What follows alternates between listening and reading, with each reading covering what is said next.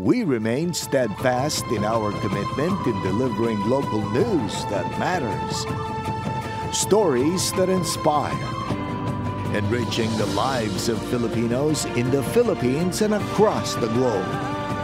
This is your GMA Regional TV. Buong puso para sa Pilipino.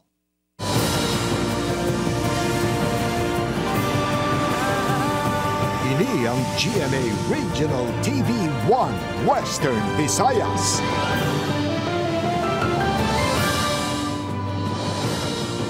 Maayong hapon ini ang One Western Visayas, masaligan, sadsaran sang kamaturan, kag wala sang ginadampigan. Ako si Gertrude Charlotte Tan. Magadulong sa inyo sang pinakadako kag komprehensibo nga mga balita sa Kabisayan nakatungdan, Caitlin Revilla, live sa GMA Iloilo Station. Kag ako naman si Adrian Prietos, live ikan diri sa GMA Bacolod Station.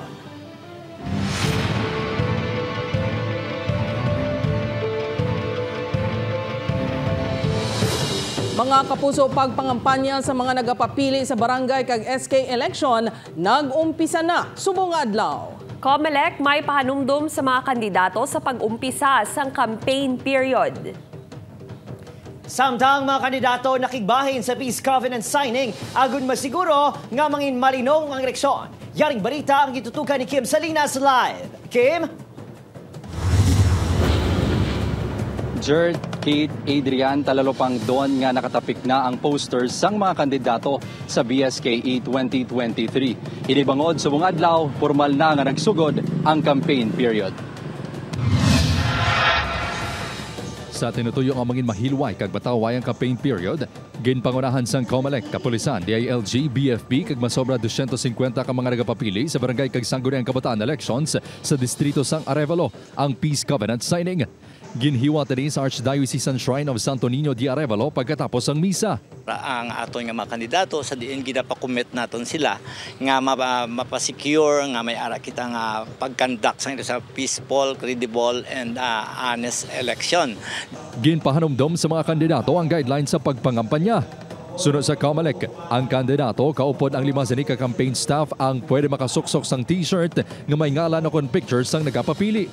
Ang anuman nga may bili nga ihatag sang kandidato ang makabig nga vote buying sunod sa COMELEC. Pili na sila, ila campaign staff, ila pamilya, masubra dira hindi na pwede kay ina makonsider nga vote buying. No, during sang rally or sang isa ka caucus, no, bawal man ang pagpanghatag sa mga pagkaon 5 hours before, during, and after sang inang ginaambal naton nga rally or caucus. Hindi dapat maglapaw sa 5 ka peso sa magastos ng kandidato sa tagsa ka botante. Sa Leganes, makita na ang campaign poster sa tennis court sa likod ng ila gym. Ini ang gindesignar nga common poster area sang COMELEC. Sunod sa COMELEC, ang mga poster nga itapik sa gate o kon sa balay ang dapat may pahanugot sang tagbalay. Every barangay may ara kita nga common poster area. While sa mga balay, ang gina-advise kid namon is maglisensya sila sa tag-iya sang balay, nga magbutang sila sang ila. Pero ang specific Japon ang sizes is 2x3 kid. Kung maglibot kami, kag ginapamangkot namon ang tagbalay kung nagalisensya, kung waay, ginaano namon is 2 kakas sa ila. Sa Pavia, madamo naman sa mga nakatapik nga poster sa designated area. May araman sa kwa sa mga puluyan kag pribado nga lote. Sunod sa COMELEC, ang kandidato nga magabayular sa posting guidelines ang padalaan sang notice to remove kag show cause order. Ang Operation Baklas o kung pagkuha sang illegal nga campaign materials ang mag-aumpisa naman buwas tubtob sa Oktubre 27. Buwas sa hapon natala na ang peace covenant signing sa distrito sang La Paz. Maglibot man ang COMELEC sa pag-monitor sang campaign activities kag sa pagsekyar sang compliance sa mga kandidato sa pagtakod sang ila mga campaign posters. Gert? Madamo gid nga salamat sa detalye, Kim Salinas. Mga puso, sa kaangot nga balita sa Negros Occidental naman, ginpasiguro man sa kapulisan kag militar ang kahandaan sa pag-umpisa sang campaign period. Nakatutok Aileen Pedreso. Nag-arangkada naman ang pagpangampanya sa mga nagapapili sa barangay kag SK election sa probinsya ng Negros Occidental. Gani ang kapulisan, ginpasiguro ang handaan sa pagpasiguro nga malinong ang campaign period sa probinsya. Ginpasang kadang checkpoints. May mga nakabantay nga pulis sa tagsa ka barangay agud matutukan ng vote buying kag iban pa nga election-related incident. We are very sure that NOCO is good to go. We are already nakaset na po kami. Our security preparations in all aspects, this includes yung mga disruptions to be conducted by these lawless elements. Hugot man ang koordinasyon sa kapulisan sa militar. Madumduman nga 3 ka mga barangay sa probinsya ang nalakip sa areas of concern kag padayon ini nga ginamonitor. We are doing everything. We continue to conduct focused military operation to ensure na hindi sila makakapag-conduct ng any atrocities during the BSKE. Samtang, sunod sa COMELEC, may 146 ka mga nagkapapili sa barangay kag sangguniang kabataan sa probinsya ang ginpadalaan sang show cause order sa iligal nga pagpangampanya. Upod Keruel Bangoy, Aileen Pedraso, 1 Western Visayas. Mga kapuso, Iloilo Provincial Government magasulat kay Department of Foreign Affairs Undersecretary Eduardo de Vega agud magpangayo sang bulig sa Ilongga OFW nga missing sa Israel. Ini ang gintutukan ni Zen Kilantang. Manugduhan na kasimana nga wala sang komunikasyon ang pamilya sang Ilongga OFW nga si Grace Prodigo Cabrera matapos nga ginapahayag nga ginkuha ini sang grupo nga Hamas sang ginsulod ang balay sang iya employer sa Kibbutz Be'eri sa Israel. Bangod wala gihapon sang makuha nga update sa sitwasyon sang OFW nga tumandok sang Maasin Iloilo, nagdesisyon ng Iloilo Public Employment Services Office nga makigangot na kay DFA Yusek Eduardo de Vega. This is to request the Undersecretary De Vega through the Department of Foreign Affairs nga mabuligan kita nga mapadasig ang update sa aton kung kumusta na ang status sang ini nga natungdan nga taga Maasin nga taga Burak, no. Pero siyempre ang records ini sa Pampanga, I think siguro base sa Pampanga they are doing also the same thing. Regyak natin, pero ato nakita nga taga probinsya de Iloilo, ginubuligan man natin sa atin masarangan. Nahibaluan nga taga Pampanga ang bana ni Grace kag didto na ini nagapuyo. Liwat nga ginpakigangutan sa news team ang pamilya sini sa Maasin kag suno sa yautod nga si May Minerva. Wala pa sila sa may nabaton nga update gikan sa yautod nga yara man sa Israel kag sa OWA. Padayon man ang koordinasyon sa Maasin LGU sa nagkalain-laing nga ahensya sang gobyerno. Right now, ang assistance natin sa family is we're keep on communicating for the status update. Mula din na with the OWA for the status update. So, the constant communication with the family, update na kami with all agencies na paano makabulig sa ila.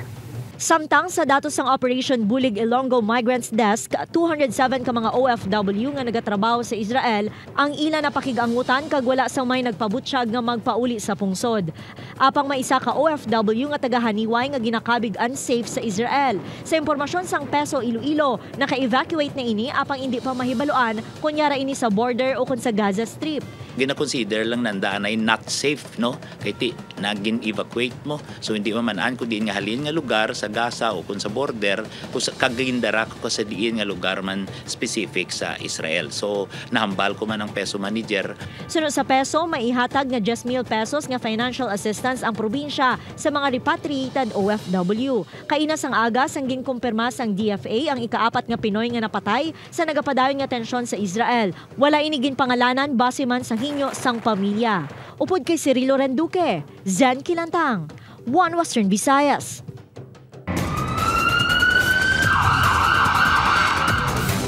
Pulis nga ginatudlo nagpalupok sa rambol sa Rizal Palapalauno ginkasuhan na. Suspect posible ipaidalom sa restrictive custody. Si Tess Ordales nakatutok. Nangin kabangdanan sang kamatayon sang 16 anyos na solteritong nagluntad nga rambol sa Barangay Rizal Palapalauno City proper. May igo ini sang bala kag hematoma sa ulo base sa resulta sang autopsy. Ginpasagana sang kaso nga homicide si Police Master Sergeant Dansoy Zerudo assigned sa Guimaras Police Provincial Office nga mong ginaligar nagpalupok sang pusil nga nag-igo sa biktima. Naging basihan sa magbasag sang kaso ang statement sang 8 tanan ka mga witnesses. Ang statement sa mga witnesses naton nga nagsungka diri, 7 sila kabilog. Ang mga uponto ni making a victim naton during sometimes ang incident. So ari nagkalat to sa together with their parents. Subong adlaw na tala nga magpiyansa sa Zerudo kag posible gidiretso ini sa Police Regional Office 6 para ipaidalo manay sa restrictive custody. Mag-imbestiga naman ang Regional Internal Affairs Service 6 sa gudman determinar kung may kapaltahan gidman ng police officer. So until such time mga mapinaltihan na sa kung ano ang penalty na ihatag siya sa korte. Ipadala, ma-attend pa din siya, no? So may mga may administrative cases para sa iyatubangon. Sa police before sa criminal, sa side naman. Madumduman nga sa tubang sa balay sa pulis nagluntad ang Rambol. Ginako sini nga nagpalupok siya pang warning shot lang kuno niya god maguntat ang pagkastigo sa biktima. Samtang ginkumpirmaman sa kapulisan kaya na sa pagidakop sa City Social Welfare Development Office, Sanday alias Cholo kag alias Blue nga sa minor de edad nga ginatudlo imbolbado man sa pagkastigo kag pagpamuno sa biktima. Upod kay Romel Porquilla, Tess Ordales. 1 Western Visayas. Duha tubtob tatlo ka persons of interest ang ginatudlo sang kapulisan sa pagpatay sa tricycle driver nga nasapuan sa floodway sa barangay Banuyaw, Lapas, Martes ang udto. Sa CCTV footage nga nakuha sang kapulisan, pasado alas 7 Martes ang aga sa nakita nga naglabay ang tricycle sang biktima sa barangay Tikod, Lapas, sakay ang duha ka mga persona. Ginasundan ini sang lalaki nga sakay sa motorsiklo. May pilas sa ulo ang biktima. Apang sunod sa kapulisan, hindi pa matumod kung paano ini ginpatay. Natala na ngay paidalom sa autopsy ang bangkay sini. Sunod naman sa pila ka mga saksi, malapit sa lugar may nabatian silang pagbinaisay sang lalaki kag babayi. Wala sang lupok sang pusil nga nabatian. Isa sa mga ginasundan nga anggulo sang kapulisan ang love triangle. Base sa pagpangusisa sang Lapas Police sa pamilya sang biktima, may karelasyon ang nobya sini. Apang padayon pa nga ginalabot sang kapulisan ang nobya sang biktima agud makakuha sang dugang nga impormasyon. May mga impormasyon nga nagakuan nga may bana ang babayi. At then wala ta pa nakuan kay may mga ginpid pa man silang impormasyon tuhoy pagid siya ka babayi nga nakagiyaman kontra.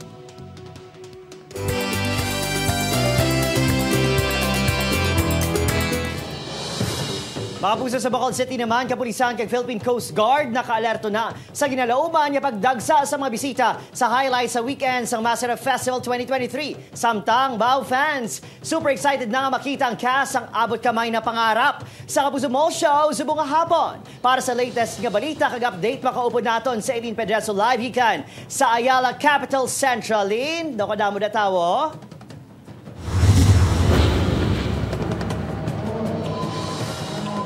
Adrian, kabahin sa aktibidad ng Mascara Festival 2023, ginabatigayon karon nga hapon ang Kapuso Fiesta. Kaupod ang mga cast sa Kapuso Afternoon Prime na abot kamay na pangarap.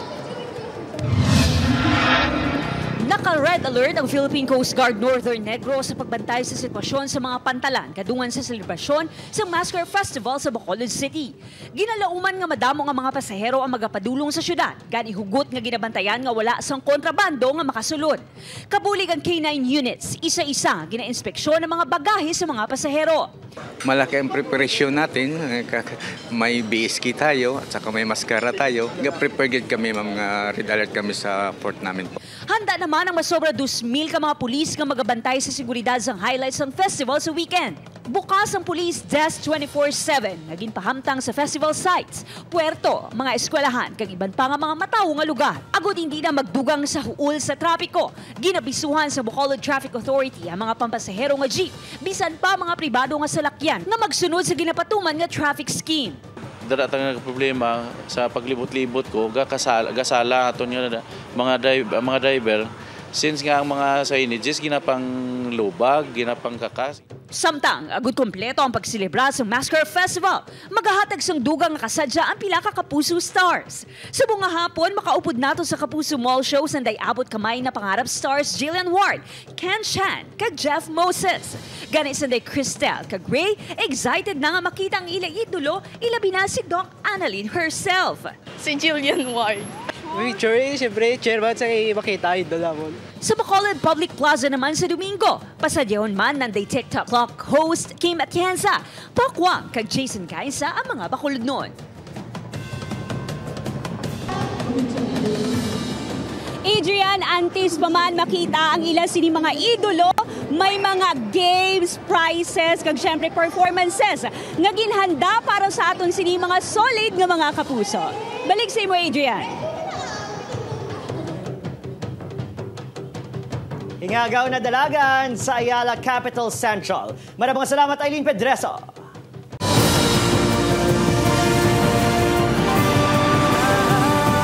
Ini ang GMA Regional TV 1 Western Visayas.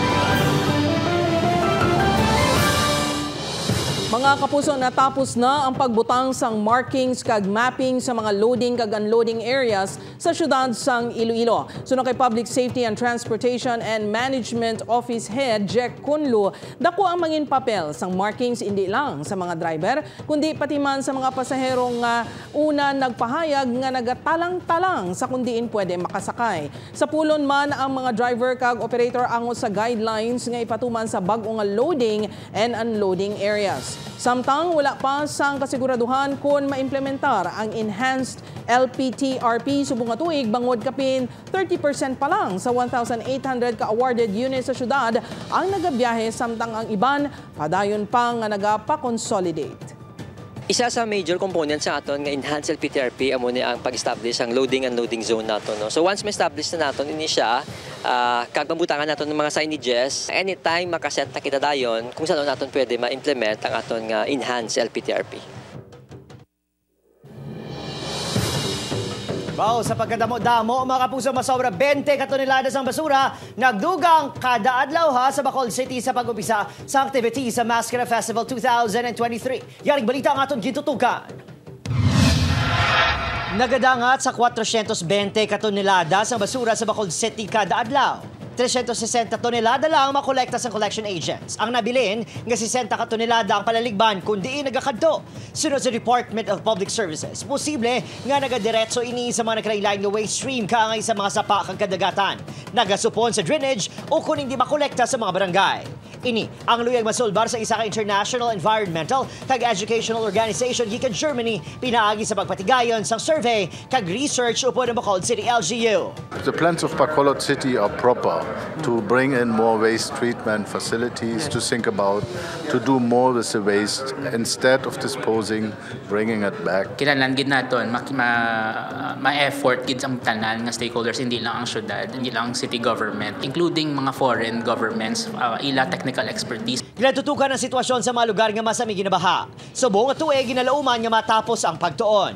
Ang problema sa basura sa syudad ang nadugangan pa sa pagdugang sang 20 katonelada nga basura kada adlaw sa pagdagsa sa mga tao sa festival sites. Humalin sa nagsugod ang mga aktibidad sa Mascara Festival. Nahimo na 380 tons ang garbage collection kada adlaw o kung masobra 400 to 500 tons sa sunod sang 21 days nga selebrasyon. So we learn from their success stories on their solid waste management. So isa na kadako man nga bulig para sa City of Bacolod. Tuyo karon sang Public Services nga magpahamtang sang mas madabo nga basura by Lubuga centers sa mga barangay kag purok agon mas maengganyo ang publiko sa proper disposal kag garbage recycling.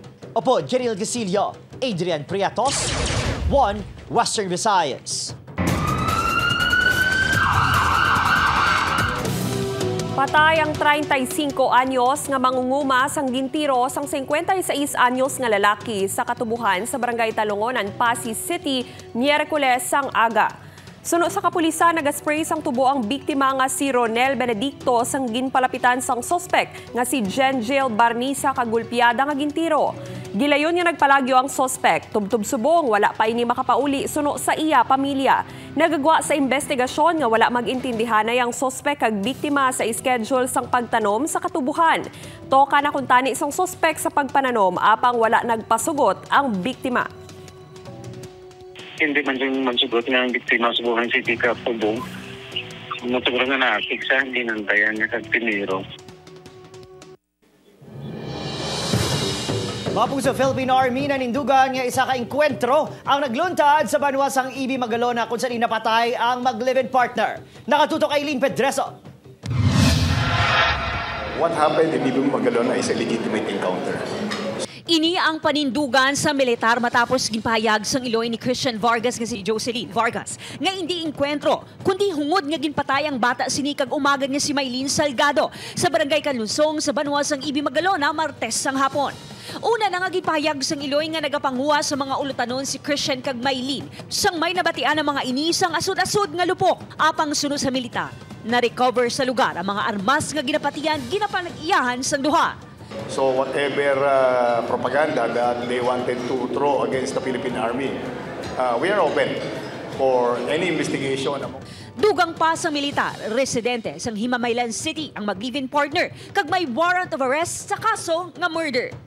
Upod kay Roel Banggoy, Aileen Pedraso, One Western Visayas. Sa iban pang balita, sa pagpili sang bago nga Board of Directors, financial status sang kooperatiba sang Iloilo City Hall ginalauman nga makabangon. Ini ang gintutukan ni Thes Ordales. Daw nahawasan ang pila ka mga miyembro ng Iloilo City Government Multipurpose Cooperative matapos ginpatigayon ng eleksyon sa mga bagong opisyales kahapon.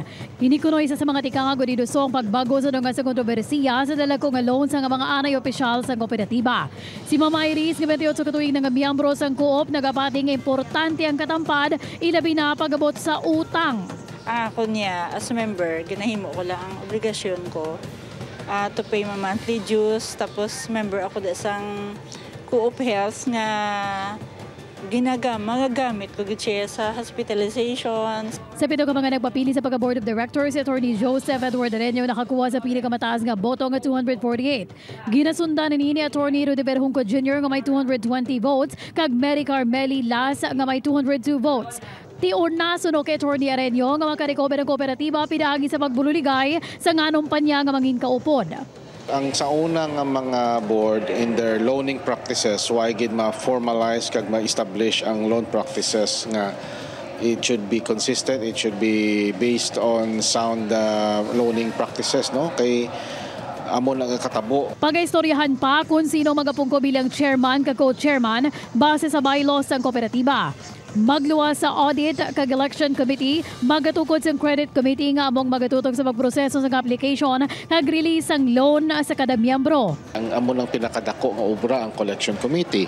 And we have 4 lawyers na nag-okay nga they will assist us, some of which are also here because of the tripartite agreement sang city with Land Bank and the Co-op. Si Elias Rudy nagboto kuno kahapon pero nagahulat na lang nga makuha ang iyagin bawi nga shares nga nagabalor 28,000 pesos. Wala na ini kuno sang salig sa Co-op, rason nga luyag na lang niya maghalin. Mas tap ko sa ako nga remittance, mas tapan ko sa ako nga share.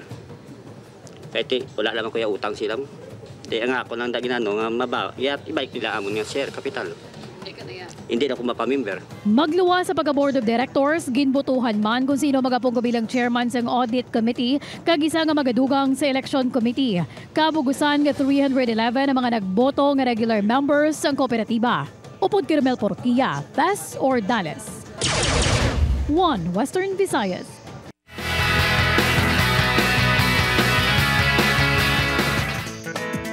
Malantaw na sa mga sinihan nationwide ang 5 breakups and romance nga ginabidahan ng Day Alden Richards kag Julia Montes. Hit ang pelikula kag bisan pa celebrities gindayaw ang storyline kag syempre ang performance ng Day Alden kag Julia. Pila lang sa kapuso celebrities nga nagpakita sang suporta sa comeback film ni Alden, Sanday Barbie Forteza, Royce Cabrera, Althea Ablan, Gil Cuerva, Lexi Gonzalez kag Bryce Eusebio. Smoking hot Sanday Kapuso stars Raver Cruz kag Miguel Tan Felix sa ila latest Smoke Dance Challenge. Ang ila swag and smooth dance moves ang ginpusuan naman sang fans kag magin sa pila ka artista. Samtang magabaha sang emosyon kag revelasyon sa maging sino ka man karon sa gabi. Sa pag-atumagay sa Mag-Iloy, mapatawad ayhan ni Monique si Belinda kag ano paayhan ang mga ginatago nga alas ni Gilbert. Bantayan sa maging sino ka man alas 8 sang gabi sa GMA Telebabad.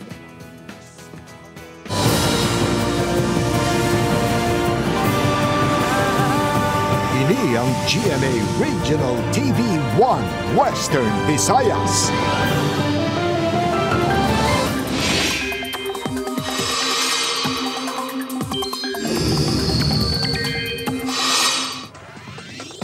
Mga Mga kapuso, wala pa subong sang nasiplatan nga malain nga tiyempo kun bagyo. Apang magaulan sa gyapon sa pila ka bahin sang pungsod bangod sa lain-lain nga weather systems. Lakip diri ang northeasterly surface wind flow o kun hangin nga halin sa aminhan sidlangan subong man ang shear line.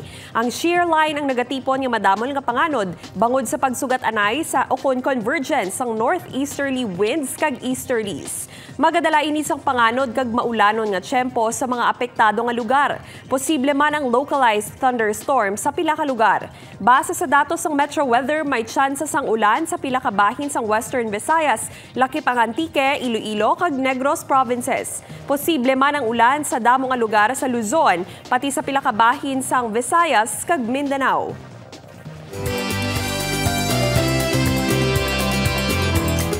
Mapuso pinakauna nga Samba Mardi Gras Street Dance Competition sa Bacolod City nangin madinalagon. Yaring balita nga itong gintutukan.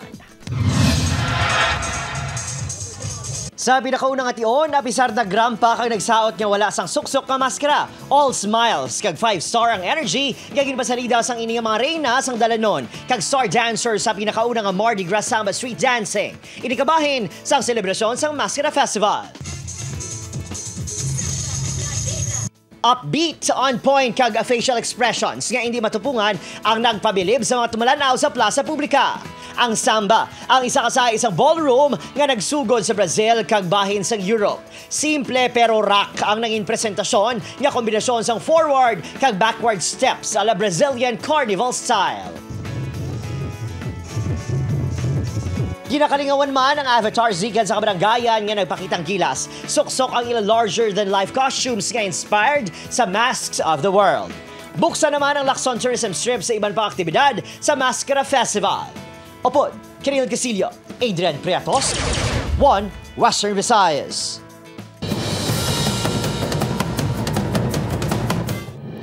Isa ka panay cloud runner ang gin-turnover sang isa ka barangay official sa tourism office sang Tibiao sa Antique. Ang panay cloud runner ang ginakabig ikaduwa sa pinakadako nga cloud rat o kun isa kasahi sang squirrel-like rodent nga makita sa isla sang Panay. Ginakabig ini nga endangered species. Masami ini nga makita sa matagas nga mga lugar kaangay na lang sa Sitio Orag, Barangay Pitak sa Tibiao kag sa Mount Madjaa sa Banwa sang Kulasi. Ang nasambit nga sapat ang natala nang ibalik sa wild. Temprano pa nagtupa ang grasya sa mga residente sa higad sang dagat sa Sipalay City bangod sa pagdagsa sang preska kag nagapisik-pisik pa nga mga hipon sa baybayon. Gani ang mga residente mansig dalaman sang ila suludlan agud magkuha sang hipon para ibaligya o kon suludanon. Pathag sang bantay dagat sang syudad indi na ini bag-o nga senaryo. Kada tuig halos nagadagsa sa higad sang dagat ang mga hipon bangod nagapalagyo ang mga ini sa mga isda nga nagakaon sa ila. Senyales man kuno ini nga matinlo ang kadagatan sa syudad. Suno sa bantay dagat, hilway man nga kaunon ang mga nakuha nga hipon, apang kinahanglan nga tinloan ini sang maayo. Every year, kung naton mga obserbaran, nga nagagwain na siya tungod sang may mga isda nga nagakaon sang hipon. So, ultimately, ang ilahimoon mapahigad sila.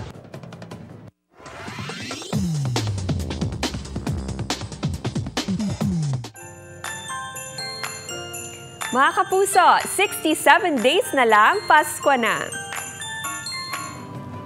Sa aton mga kapuso diri sa Western Visayas, nagsubong man. Sa aton mga kapuso abroad, madamo nga salamat sa pagtutok. Ako sa Eden Priatos. Kapuso, mag-isa kita kagibaluon ng mga balita tungod local news matters. Ako si Caitlin Revilla. Kag ako si Gertrude Charlotan, ini ang 1 Western Visayas. Bugos nga puwersa para sa mas dako nga misyon kag mas masangkad nga pagserbisyo sa pungsod.